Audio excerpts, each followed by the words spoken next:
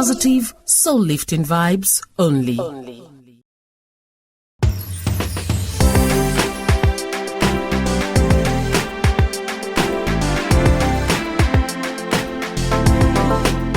Hello, beautiful people. How are you doing today? This is Life is Good, and I'm your girl, Cordelia Okpei. You know, with COVID and all that, a lot of lockdowns, a lot of challenges, Europe had its fair share. So today on the program, Life is Good, we'll be sharing the story of somebody based in Spain. His name is Best Ogunmu. He is a producer, movie, theater, and all that. He'll be sharing with us their own experiences over there in Spain, in the UK, as a showbiz person, immigrant, and how he was able to handle everything. And our girl, Queen Iwo, will tell us those things we need to know to stay fit. This is Life is Good. You're listening to Life is Good. And you know, courtesy technology, we're able to speak to anybody, anywhere in the world. And right now, we're taking a trip to Spain. We'll be speaking with a Nigerian movie, theater, audio, music, all forms of production. Best Ogunmu is into all of them. Best, welcome to Life is Good. Thank you very much. I'm grateful for having me. All right. So tell me, how has it been sojourning in Spain for so long? How many years now? I've been here for about 14 years now, and I've been involved in a lot of things to make sure everything is okay here. So it's been okay. It's been okay. Well, if you'd like to know, Bess and I were classmates in the university many, many years ago, and they were the ones who were bold enough to sojourn abroad. Me, I stay in Nigeria. I know if you shout. So tell me, how was it in the thick of COVID? We know places like Italy especially had some massive attack of COVID. How did you guys cope in Spain? Oh, Cordelia, it was really very tough. At the height of the COVID-19 wahala, I wasn't really in Spain. I went to the UK for some shows and to shoot 2 movies. So as the time I got to London, the thing started, and before I knew what was happening, it became so tough. So the COVID-19 wahala kept me in the UK for 10 months. Wow. I couldn't move out. Wow. And I couldn't do any other thing. But I was really at home because I have 4 brothers in the UK. I was really at home. But although I was at home, I was kept away from doing the things that I normally do. I'm into showbiz. I'm into movie making. So I couldn't do any of this until it got to August, a major period for this business in the diaspora, meaning Europe, is actually the months of August and September. So we couldn't do anything. And before then, a lot of us have booked halls. We are prepared for shows, so we couldn't do anything. It was really tough, but we were able to go through. We were talking some time back, and you said that you've been very busy. You've hardly been at home since you got back because you were trying to catch up with all those, in quotes, lost time and all that. I'm sure this was happening all over the world. Share with us, how were you able to pick up the pieces of the lost time? It was really tough because, to tell you the truth, we were really kind of short-charged because like I said earlier, we had already paid for halls, we have done posters, we have called for auditions, and so these were paid for, so we couldn't do anything and no refund. And so we decided to now come back to do these shows. And when we started this year, this August, it was tough because governments of different countries said there must be a number of persons that we gather to do anything. And, you have to wear your mask outside or when you are in a crowded place. So we couldn't really start anything on time. It was very difficult until later the different governments now said, okay, there will be no more wearing of face masks outside. So we just started our shows. So thank God we are gradually getting back. It's been really tough, I must tell you, for entertainment especially. How is it generally? Did they give you guys any soft landing? Did the government step in to help? And the help that they brought, did they spread it also to the immigrants in the midst of the whole setting? As for that one, Cordelia, they have been able to build their society in a way that nobody actually suffers. I was not in Spain, but I am very much aware that people were giving money, people were giving food, like they have always been doing. You cannot go hungry because they actually have what they call food banks. All kinds of foods, not African foods anyway. All kinds of foods are kept in these various food banks. So if you needed any food at all, you just go there, they will give you. If you want cooked ones, there are places you go to, you can take your breakfast, your lunch, and your dinner. They actually did a lot of things to make sure things were okay. In the UK, where I was throughout the 10 months of of the height of the COVID-19 wahala, there were organizations that you just called if you need anything. You call them, they bring these things to your doorstep and give them to you. In Europe, children are usually given lunch in their schools. And so this period, the children were still having their lunch even when they were at home. Yes. In fact, in the UK, I can remember very well, they were limited to very few school children. But there's this footballer, he plays with Manchester United. His name is Rashford. Rashford actually fought. This was during the COVID. He fought for it that all the children must have their lunch. He donated a lot of money and the government now keyed in and started giving lunch to all the children. In fact, these people have so developed their societies that, No worry, we will get there. We will get there. You feel at home. May we not talk. You feel at home. We'll not talk. We will take cry. Wait first. Let's come back. Okay. Now, in the midst of all that gloom, the fear and all, the Nigerians and so on were managing to keep themselves together. What kept you going? What made you believe that at least one day you go back to producing the films, the crowd will come back and all that? What gave you that hope? Cordelia, the way we grew up and where we were brought up in Africa, it was actually the hard way, I must tell you. And so if we are in any place, we always have it at the back of our minds that we must survive. We must survive. And so some of those things we learned when we're back home. Like if you have fever, you have to get some herbs, you have to get some things together to drink. These things actually helped us during the height of COVID. It actually helped. And so these whites were now asking, how are you guys managing? Because we didn't have much casualties like them. No. The casualties from the African community was really up to 3%. Because we had these things we were just cooking and drinking at home. We just bring all these leaves, bring ginger, even bring for abroad. All these things together. So, yes, we were cooking and drinking them every day. Every day we were drinking them. And somebody will tell you, please, do you have? And we come and we do it. And that's the way we survived.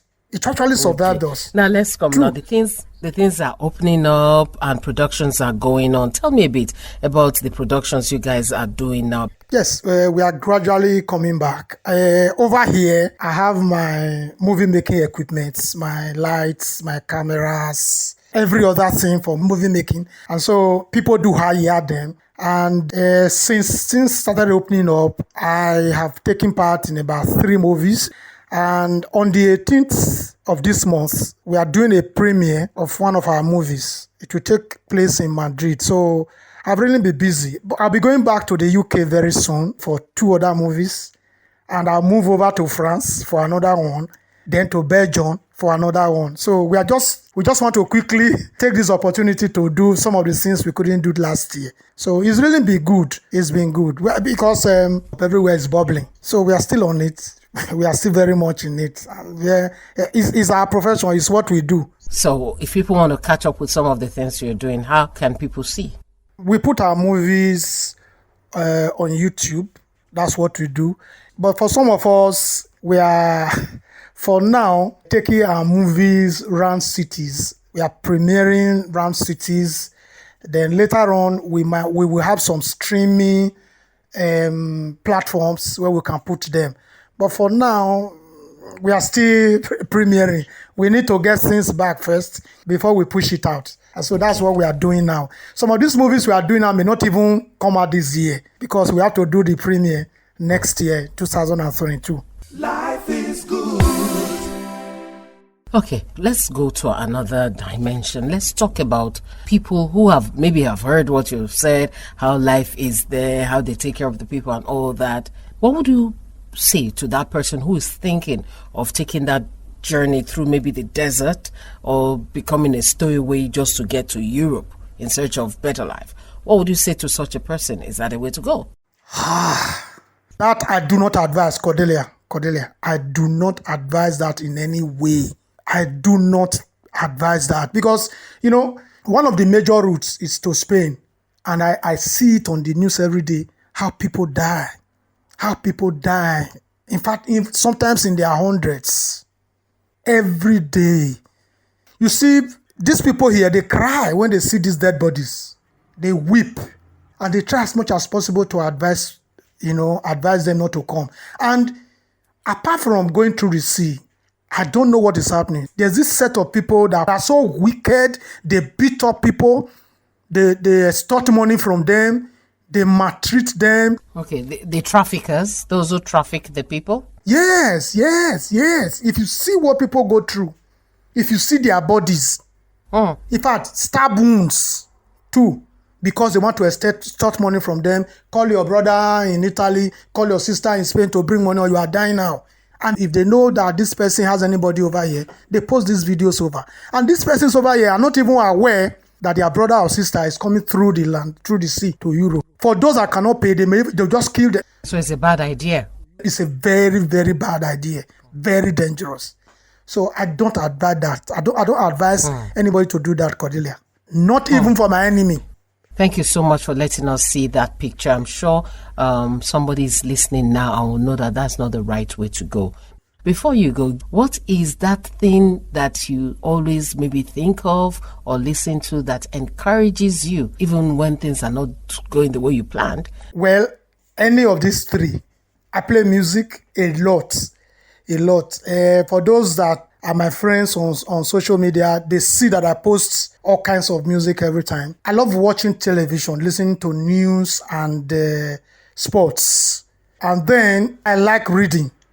So I just pick up any book wherever I am and I'll start reading. It gives me joy. Any of these three activities, I enjoy them. Thank you so much, Best Ogunmu, for talking with us all the way from Spain. I wish you a very beautiful day. Buenos tardes. Igualmente. That means same to you. It be like Benin and Isoko food together, no problem. Thank you. Thank you so much. Thank you. Thank you. Life is good. Queen Iwo, coming up now to tell us about our bodies. Yes. Welcome. Life is good. You must believe that life is good no matter what happens to you. I am Queen Iwo, your savvy coach with a heart. It's always a pleasure to be here. Okay, so today I'll be sharing a story about myself. I call it the syncope episode, right? Or syncope. And then you must ask, what exactly is that? But before then, let me just say a quote. We must treat our bodies with respect, else it becomes upset. Syncope is the temporary loss of consciousness and posture described as fainting or passing out. It is usually related to temporary insufficient blood flow to the brain. It most occurs often when the blood pressure is too low and the heart doesn't pump a normal supply of oxygen to the brain. Stress or overexposure to the sun, diarrhea, dehydration are major key players. Now, this might sound like it will never happen to you or probably just too complicated an explanation for you to even give it a thought. Well, the truth is, you may never know. Now, here is my story. It was on a Sunday after service. I was chatting with a friend by her car. All of a sudden, I started to feel quite strange. I mentioned it to her, but didn't take it, seriously. I was standing while chatting with her and my legs notified me that they couldn't carry my body, so I decided to sit in the car, thinking I'll be better off. The last thing I remember was trying to rest my head on the door as it was ajar so I could enjoy the fresh breeze. The next scenario saw me in the hands of another church member, my husband, and my friend trying to get me revived. What's going on? I thought to myself, but I was too weak to even realize that a syncope episode just occurred. I had fainted. In fact, as I tried to rest my head previously, my system shut down, thereby leading to the syncope. How could a fitness and wellness consultant faint? I wondered and pondered as I took stock, and it was glaring that I allowed the demands of my schedules of late to veer me off a conscious effort to live and be healthy. Each day served as an excuse towards my ideal health goals. I kept saying it will soon be over and everything will turn to normalcy. The last 5 weeks had been eventful before the incidents. My company launched a training program that lasted for 20 days and I lectured for the better part. My present routine was 9 a.m. to 5 p.m. and I was the driver too. My roles as wife and mother didn't change one bit. I had to learn how to juggle everything eventually. As for my wellness club, my duty as a fitness instructor remained the same. We continued to have much fun. I took club members in great workout routines as the only instructor. Then I had the makeup aspect of my business and I stood for hours and hours non-end. Before I could breathe, we were in Ondo for my father-in-law's burial, God rest his soul, and that was the 5th week. Phew! That fateful Sunday was the day my body said, enough! Of course, I was compelled to rest for 1 whole week. Do nothing but rest. It felt like forever with so much to do and accomplish, but one thing is sure, lessons have been learned. I must make no excuse to live a healthy life. Do not wait for your body to tell you it has had enough. I realized that day how life can easily slip away, and research even showed me that some people just pass over to the other side of eternity from what I experienced. So just in case you're in this boat and you have not taken your health and wellness seriously, please stop, take stock, rest, and do the needful. You have one body to live and time to make it count. Stay blessed. Life indeed is good. Thank you so much for sharing that with us. Life is good. Time for me to go on the program, but as usual, my thoughts for the day, for the week, for the weekend, and how you want to say it. And what is it? Let's talk about our children. I asked a question the other time. Do you know where your children are? Sometimes people do not even know where their toddlers are. They would have strayed into a neighbor's house or somewhere or the other. Don't think that because a child at 2 or 3 or 4 can talk very well, that they can protect themselves. No. It's a task of the parents, of the guardians, to protect those small people God has given unto us as gifts. So watch out for the children. Protect them. Take care of them.